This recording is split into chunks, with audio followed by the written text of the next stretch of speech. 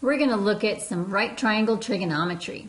I want to do an example where I need to find an angle of elevation. So here's my problem. You are standing 25 feet from a tree that is 33 feet tall. Find the angle of elevation of the top of the tree from where you are standing on the ground. So the first thing that I want to do is draw a diagram. So this makes a little bit more sense to us visually.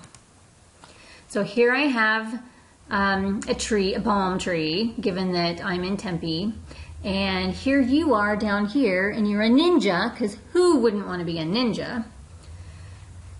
So what I've done is I've drawn this triangle, assuming that the tree is at a 90-degree angle from the ground.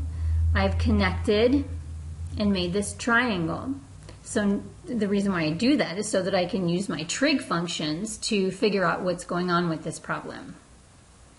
All right, so what we want to do is figure out the angle that we're looking for in our diagram. Obviously, it wouldn't be this one because that's my right angle. So let's read this again. Find the angle of elevation of the top of the tree from where you are standing on the ground. So what I need to do is find this angle down here, and I'm going to call that theta. So this is the angle in question. Now I went ahead and labeled the distance from the tree to you is 25 feet, and then the height of the tree is 33 feet. The next thing I want to do is think about how we're going to use trig functions to solve for this angle down here. So notice that given that I have this right triangle here, this side opposite the 90 degrees is my hypotenuse. This side here, which is the height of the tree, that is the opposite side from my angle, which means this side on the bottom here, the leg of the triangle that's 25 feet, that's going to be the adjacent side. So if I'm given the side opposite and the adjacent side, the trig function that I want to use to solve for theta is going to be tangent, because tangent of some angle is defined to be opposite over adjacent. So what I'll do is plug those values in for opposite and adjacent, and then I'll solve for theta. So what we're going to do to solve for theta is to rewrite like this. So if tangent of theta is 33 over 25, that means my angle theta is going to be the tangent inverse of 33 over 25.